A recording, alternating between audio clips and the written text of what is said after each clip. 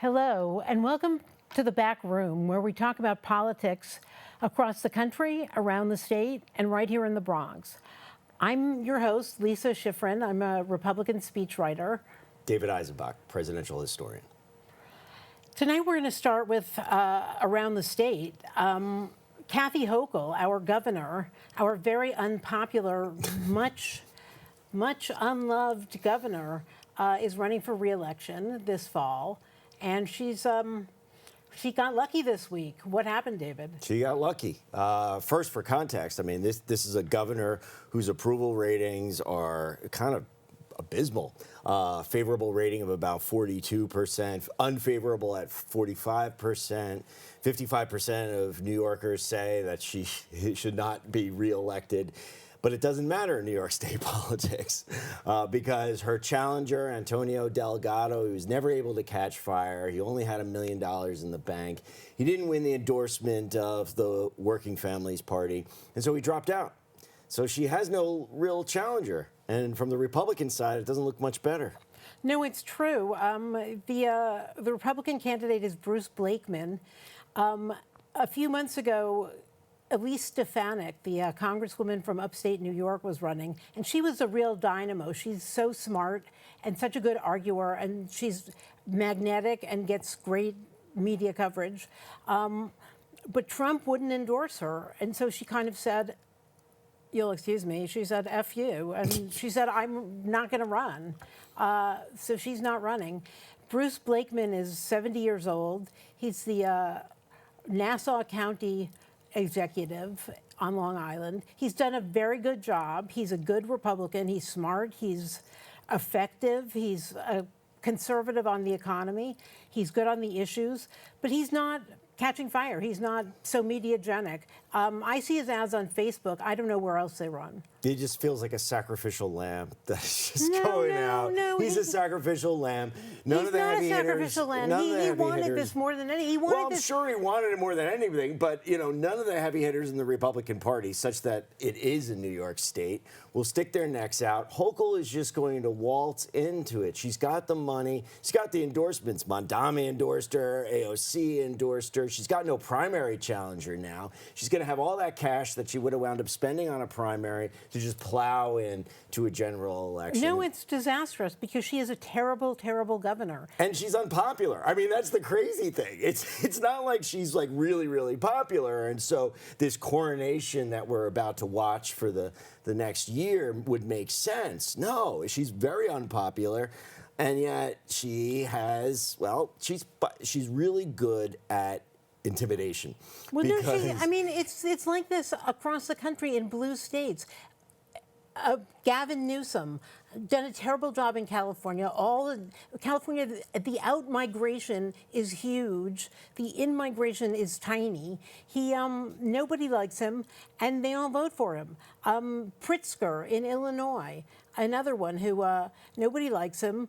He's made this into a sanctuary state. That's his big issue. He's been terrible on taxes, and yet he's very safe in his seat. Yeah, well, what we're dealing with is corporate Democrats. All they have to say is Trump, Trump, Trump. I'm anti-Trump. They don't actually have to present something that would make any progressive change. And that's why I was hoping that Antonio Delgado's candidacy running to the left of Hochul would actually gain momentum. I thought that he could build off of what Mamdani did in New York City, but it just never came to fruition. He never collected the money. I was surprised that he never got, he has only like $1 million. Don't you think that's because running to the left of this left-wing governor, she doesn't talk as if she's left-wing. She talks as if she's moderate, but she legislates as if she's left-wing. Well, from your perspective, from those of us on the left, we see her as another corporate Democrat who's interested in big real estate giveaways. She's very, very good at intimidating. She locked down the endorsements. Very few. I think there were just a couple of state senators that endorsed Delgado. Everybody else either sort of delayed, like Mamdani, until he had to make a choice along with AOC. And What I see her doing is picking fights with Trump, which gets her points. Gets her the points. And then backtracking on any sort of progressive legislation, any sort of attempt to actually deal with the problem of affordability. She can talk about it, but actually dealing with it, that's not what her corporate and her big money donors want. You know, speaking of left-wing candidates who are doing badly, let's talk about the mayor. Mamdani has had the worst introduction I've ever seen. He got this snowstorm, and he screwed it up so badly that 3 weeks later it's still an issue. Yeah, well, look, you can't control the weather. Even the mayor of the city of New York can't do that. No, but you can send out those snowplows a little more seriously. And if you don't nail it, right, there's a pile-on effect. And this isn't the first time a mayor has gotten buried by the snow. That's right. This is a long-time New York City tradition. If you don't clear those streets, New York City comes out with its knives Because out. this is a city where people walk on the streets. Yeah, and it's kind of expected, and it is a signpost of your management capability. No, I think that's right. So General he competency. was just in the job, and the people, that around him, they're still getting their sea legs, and leaving the so garbage on the ball. streets is disgusting, because we do have this problem with rats in the city, and bringing out the rats in the middle of winter is astonishing. And this is just anecdotal evidence. What I'm seeing on the streets are dirtier. The homelessness is worse since Adams. Well, the homelessness is the other big thing that he's done. 17, maybe 18 people have died because he has initiated this policy where he won't let the New York City service departments that are in charge of the homeless bring them in against their will to heated shelters when it's 0 degrees out, when it's below freezing. So 17 people have died living on the streets, and he won't let anybody make it happen that somebody gets inside to warmth. Right, and this is where, the problem of ideology when you actually apply it, right? I get, the theory behind it, but it's not just freezing weather. We're talking single-digit weather, right? We're being out on that street. It's a death sentence. It's a death sentence. So that's where you got to get aggressive, and yeah, you got these ideological principles, but as you have people dying, you're going to get the blame, right? Well, he seems to believe that being mentally ill is a pass for everything. We had this incident last week where a mentally ill person, who nobody would argue is mentally ill, he's mentally ill, attacked a police officer with a knife. The police officer ultimately brought out a gun and wounded him. Didn't shoot to kill, shot to wound. And Mamdani comes out and explains to the city that he would be going to visit the mentally ill guy who started the incident. And really, this person, it's not his fault.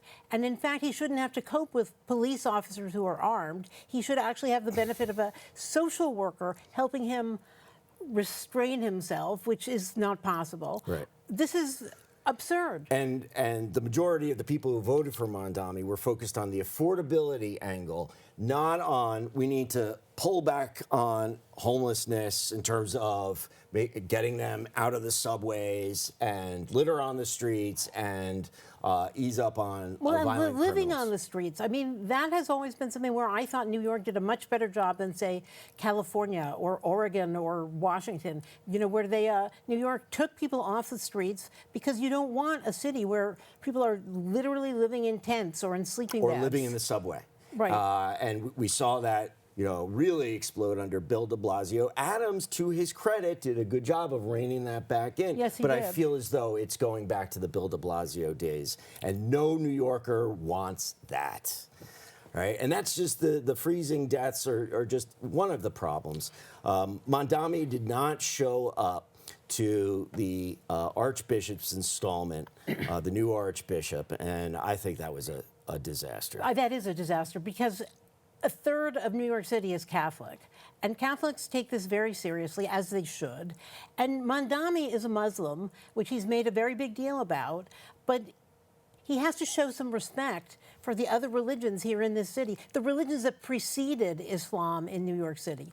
To not show up for the investiture at St. Patrick's Cathedral of an archbishop is unthinkable. And this is a long-standing tradition. In 1939, Fiorello LaGuardia went to Cardinal Spellman's installment. Every mayor has been there ever since, regardless of whether they're Catholic or Jews. Ed Koch, Mike Bloomberg, they all went to the installment of the Archbishop because it's a sign of unity. This is an important institution in New York. You might not agree with all the positions that the Catholic Church has, but it doesn't matter. You are New York City's mayor. This is an important office within this important institution in New York City. And Mamdani has to signal the idea that of respect, just basic respect. Respect. And I'm not what they said I was going to be. I am not some an Islamist. Sort of, I'm not an Islamist, which I am. Okay, but at least if you're smart politically, you got to signal that you are not the boogeyman that you were made out to be during the campaign, and that you do have respect for this. And there's well, nothing. It's also the case that Catholics in New York run a bunch of institutions that help the homeless, that help the poor, that educate a lot of New York City kids who are not Catholic. That's right. A lot of black kids go to Catholic schools, and a lot of Muslim kids go to Catholic schools because they don't like what's going on in the public schools. That is a fact, and that they can get a solid education at an affordable price. No, the Catholic Church does a lot of good for this city in social services and education, no doubt. So that was a big mistake. And on that note, we're going to a public service announcement. Please stick with us, and we'll be back in a minute. Thanks.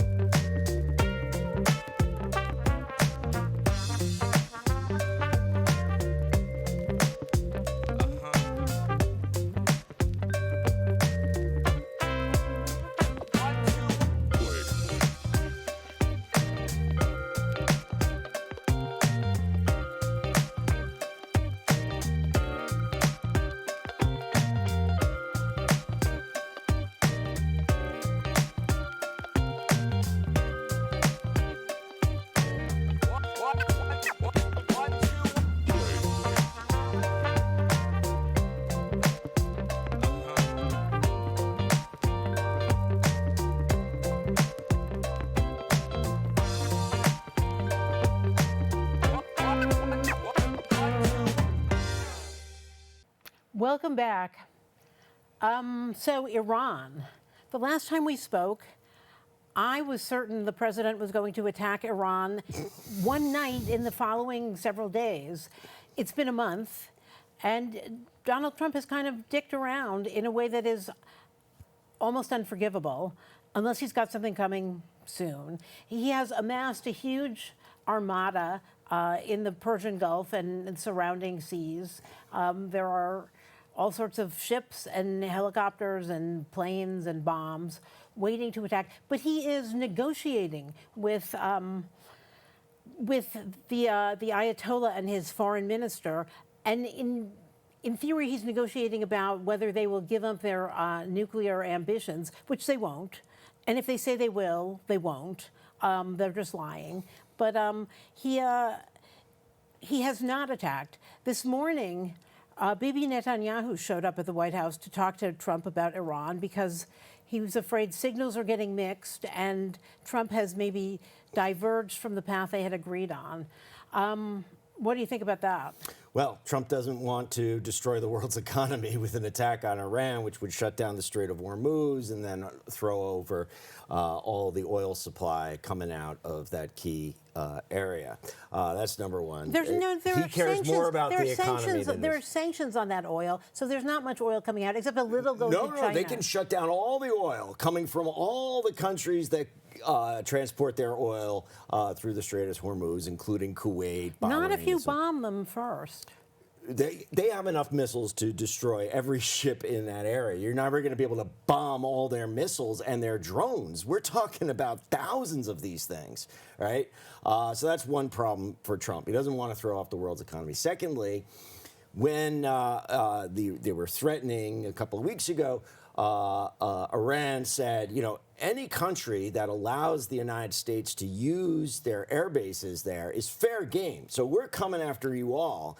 And then you had all these Arab countries with U.S. bases on them saying, no, we're not allowing. Right, no, Qatar, which appears to call the shots. I love Trump, but Trump is way too indebted to Qatar and listens to them way too much. Well, maybe. Qatar does not have our interests at heart. It is a Hamas supporter. It's a terror supporter elsewhere. It's an absurd little country that has a lot of money that it uses pretty blithely around the United States. Yeah, well, that's what happens when you accept big presents. No, it is what happens when you accept. You got to play by their tune.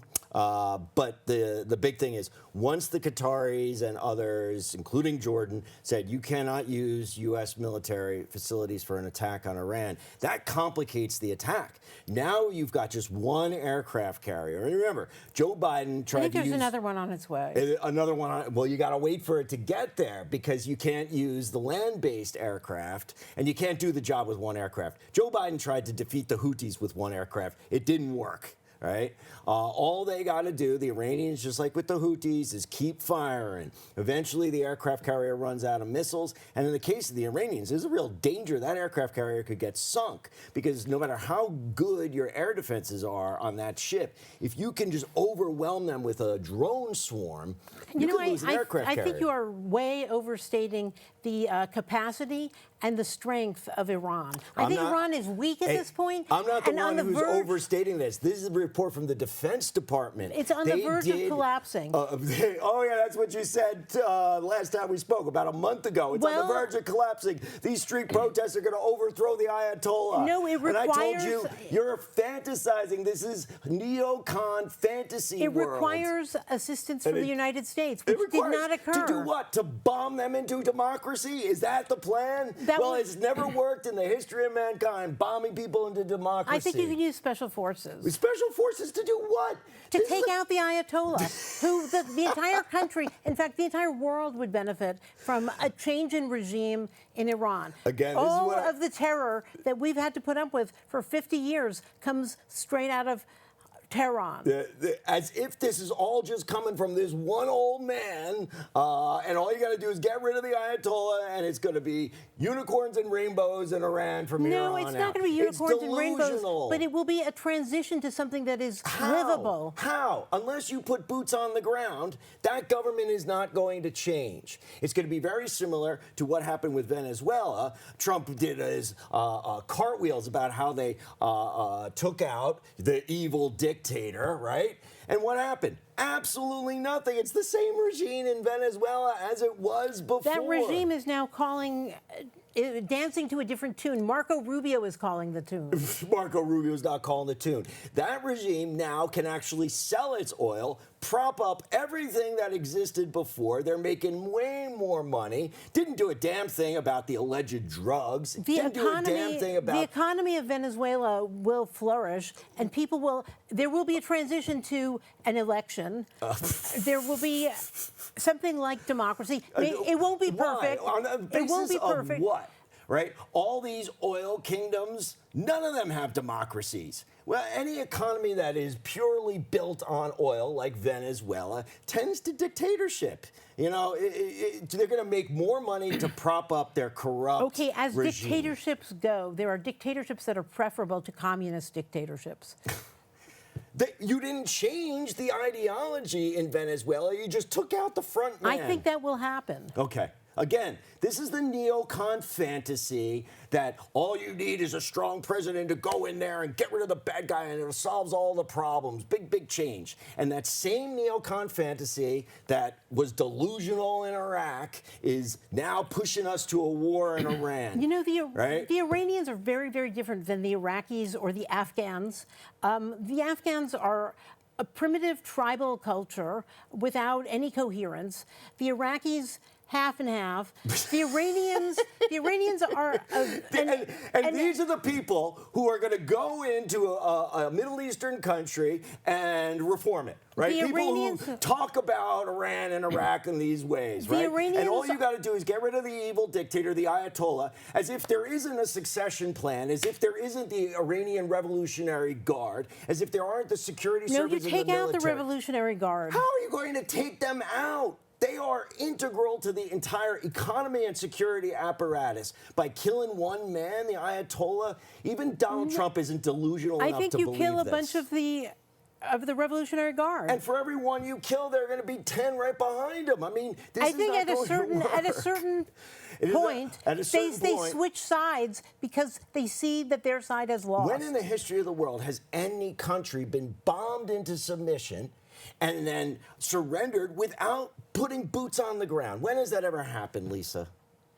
I It's myself never am not happened. opposed to boots on the ground. Well, I guarantee you Donald Trump is. Yeah, I guarantee you the vast majority of the American public is. I know Donald Trump There's is. no more Middle Eastern wars in this country. We can't pull it off. We are not where we were 20 years ago. Even if we tried, we would fail. Secondly, Iran is way more powerful than Iraq and Saddam Hussein. You know, it seems to me that when a government takes out 36,000 of its people, kills in cold blood 36,000 people. Maybe those numbers are true. Maybe they're not. No, those numbers seem to be pretty true. Those numbers come from human rights organizations based in Washington, D.C., funded by intelligence agencies. Those numbers come from Iran. They're a joke, right? And what happened? We did nothing. We did nothing because regardless of the human rights So you're in favor violation, of keeping the Ayatollah I'm in power? favor of not getting into another Middle Eastern war, which is going to make the situation worse, not only for us, but for the people of Iran. It's going to be chaos if you ever got rid of that government, and you never could. Where are we going to put these troops? Where are we going to land these troops? Because the only way to place to land them is in the south of Tehran. South of Iran. To get to Tehran, you got to cross the entire country, a very mountainous country. Our troops would be slaughtered along the way. And why are we doing this? Who wants us to go to war? Well, he's begging Donald Trump right now. Bibi Netanyahu wants us to get into another Middle Eastern war. Trump has been stiff-arming him for weeks, and I think he's going to keep on stiff-arming him. Okay. I hope. Well, I hope. You want us to get into another Middle Eastern war. Clearly, you don't have a kid in the military. You don't have any skin in the game. And that's the problem with these neocons. They don't care about your kid dying over there on the other side of the world as long as they get their fantasies and their dreams implemented. So we're in favor of the Ayatollahs. Okay, yeah, that's that reductive conversation. Since you're no longer, you're not willing to start a war, you must be in favor of the regime that's in place. Come on, Lisa, no one buys that. I think no one buys your constant withdrawal from any attempt to actually change things It's in the called world. learning lessons of history. Okay, and I know it didn't end well in Iraq, so why would it end well in Iran? And it's a way more difficult fight. Let's move to domestic policy. This morning in Congress, there were hearings where the Democrats went after the Department of Homeland Security, the officials at the top of Homeland Security. They want to defund ICE. They want to reform ICE and get rid of ICE. They are totally upset about the idea that you would ever want to get rid of illegal immigrants who came into this country illegally, many of whom are criminals, some of whom are not, some of whom are merely illegal, but illegal is illegal. So the Democrats are going after Homeland Security. They are not going to fund Homeland Security. ICE itself is funded through 2029, so ICE will continue at its pace. But what do you think about that? I think it's a good issue for them. It plays to the base. And quite frankly, how the Trump administration has handled this whole ICE business in Minnesota has been a disaster. The shooting of Americans, you've got this ICE leader marching around like he's some sort of SS Himmler with this weird coat on. Which this guy is this? 1930s. Which the guy? guy with the kind of Nazi-like haircut. Bavino? Who resigned because he was such a PR disaster. He didn't resign. He left the area. He got pushed out, is what he got, because he's a PR disaster. Because even the Trump administration realized, man, this is bad. We are antagonizing even people who supported us, right? That Joe I think that's a Rogan, function of Tim Dillon wing of Trump supporters who said, yes, we need ICE to come in, take care of the criminal elements, take care of the gangs, take care of the sex traffickers. But you can't be shooting American citizens who are protesting on the streets. You know, those are highly trained American citizens who are paid to protest and who have been pushed to do this, to create, pushed by, among others, Tim Walz, the governor, and Jacob Frey, the mayor of Minneapolis. They've created this this conflict where there's no need for a conflict. You let ICE do its job. You don't antagonize them. You don't harass them constantly. You don't shoot a mother on a suburban street. No, America saw that and was like, wait a minute here. This is not She what rammed we her car, wanted. as you acknowledged last time we spoke. She rammed her car into the officer. That is not what I acknowledged. I acknowledged that this guy was an idiot for walking directly in front of this car. No one should ever walk in directly in front of a running car. You had a woman who was panicked behind the wheel, right? She was in drive. She wasn't in park, right? And so stuff happened. Now, I'm not saying that it wasn't a complicated situation. She had been harassing him for She was an harassing hour. him. He was That is not how the American public read that situation.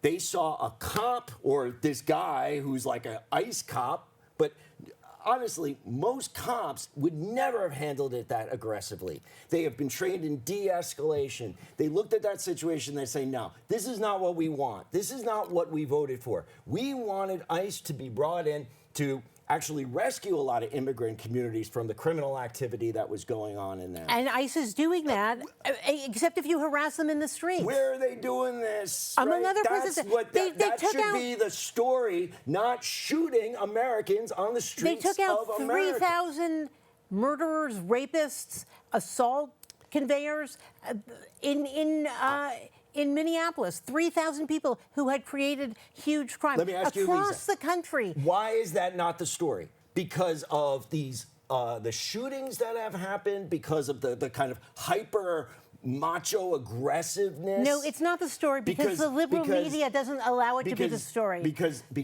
the Trump administration did not do the smart move, which was work with local police departments. They know the neighborhoods. They know the gangs. Hang on, time out.